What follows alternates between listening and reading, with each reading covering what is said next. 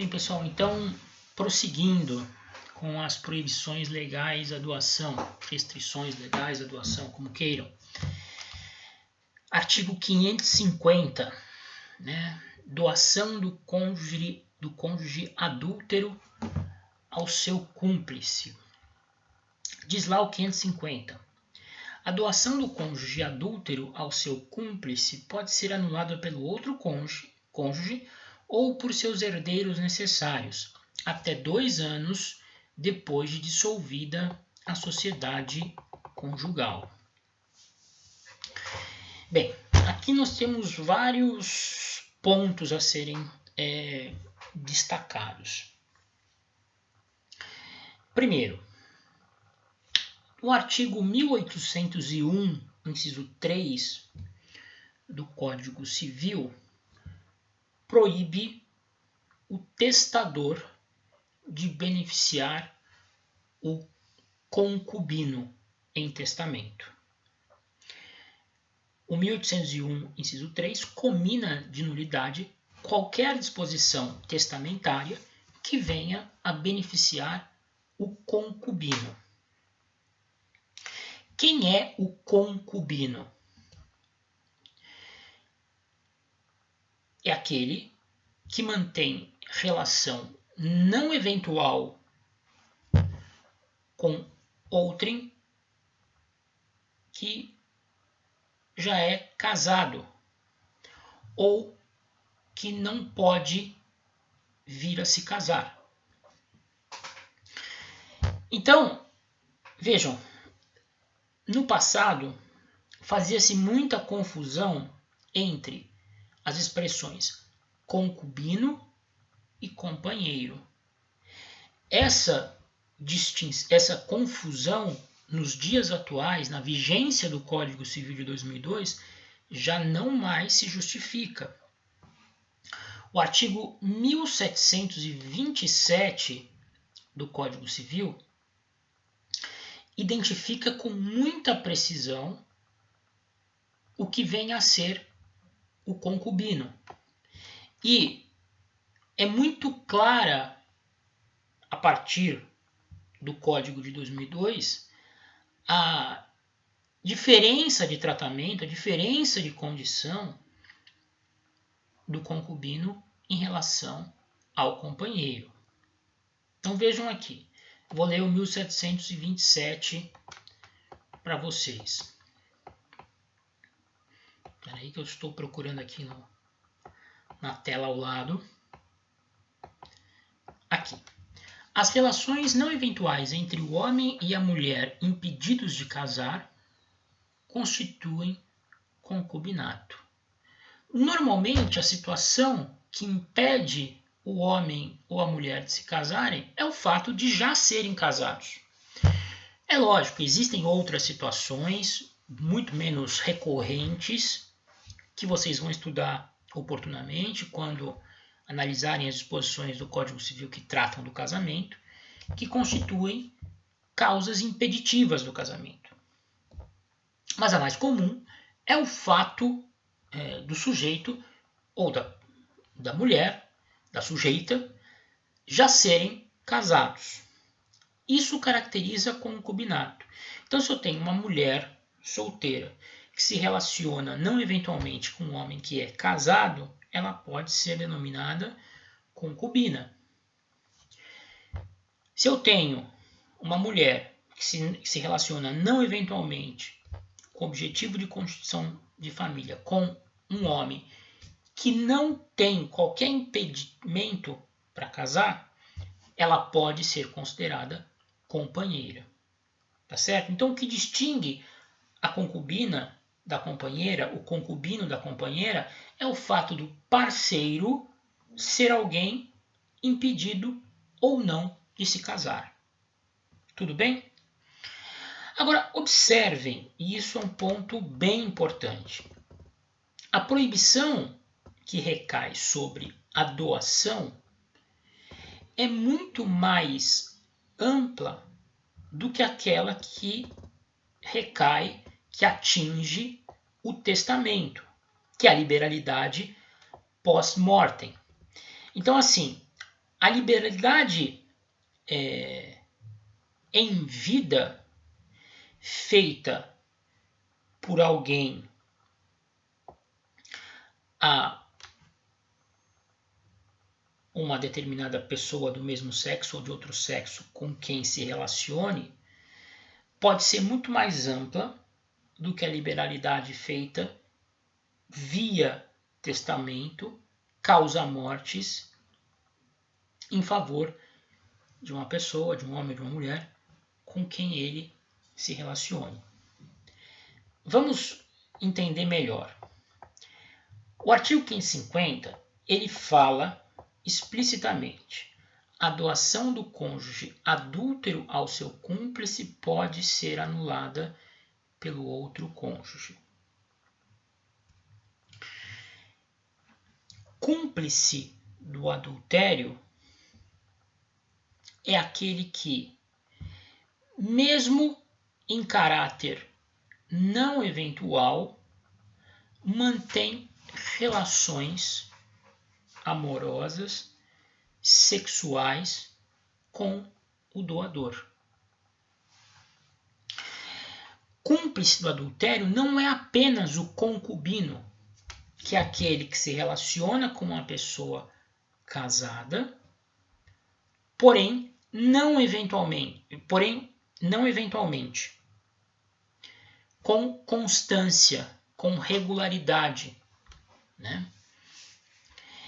Não se trata apenas de proteger o cônjuge vítima do adultério de liberalidades feitas em favor de concubinos, daqueles que mantêm relação não eventual com o doador. A proibição e a proteção do cônjuge vítima do adultério é maior em termos de doação. Por quê? O cônjuge adúltero não pode fazer liberalidades em vida, inclusive em favor daquela pessoa com quem se relaciona sexualmente ou amorosamente em caráter eventual. Trocando em miúdos, toda e qualquer doação feita pelo cônjuge adúltero em favor daquele com quem se relaciona habitualmente ou não é considerada nula.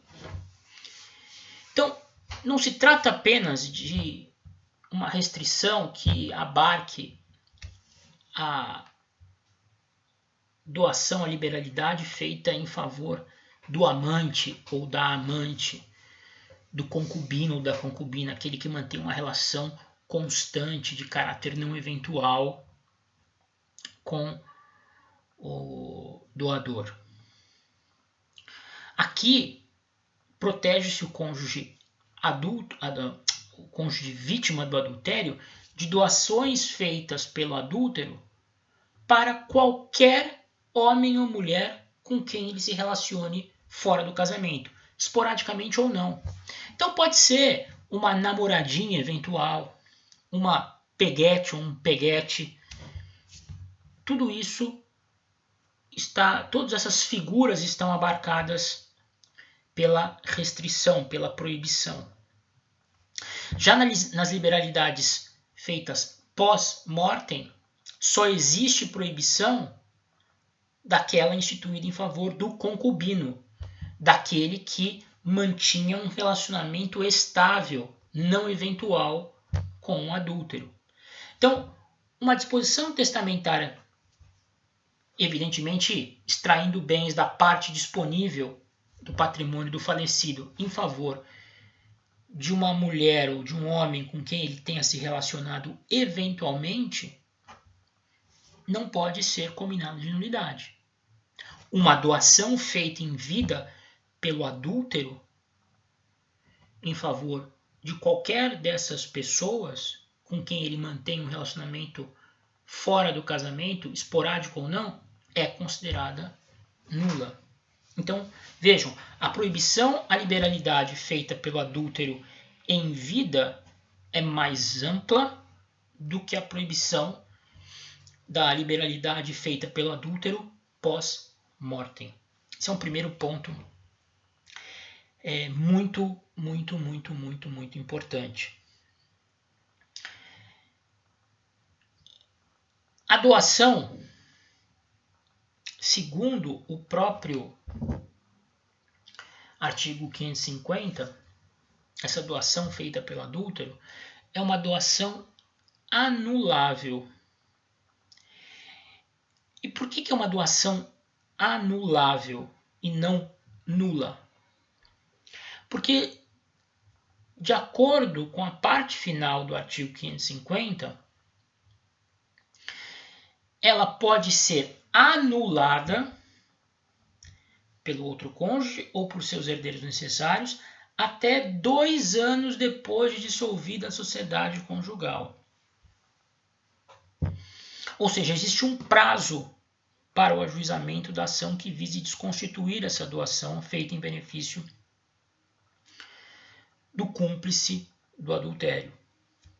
Se há um prazo para a propositura dessa ação, um prazo de natureza prescricional, significa que essa doação pode vir a ser convalidada, caso quem tem direito a desconstituí-la não o fizer através de um ajuizamento, através do ajuizamento de uma ação judicial, nesse prazo prescricional previsto na parte final do artigo 550. Bem, então, aprofundando.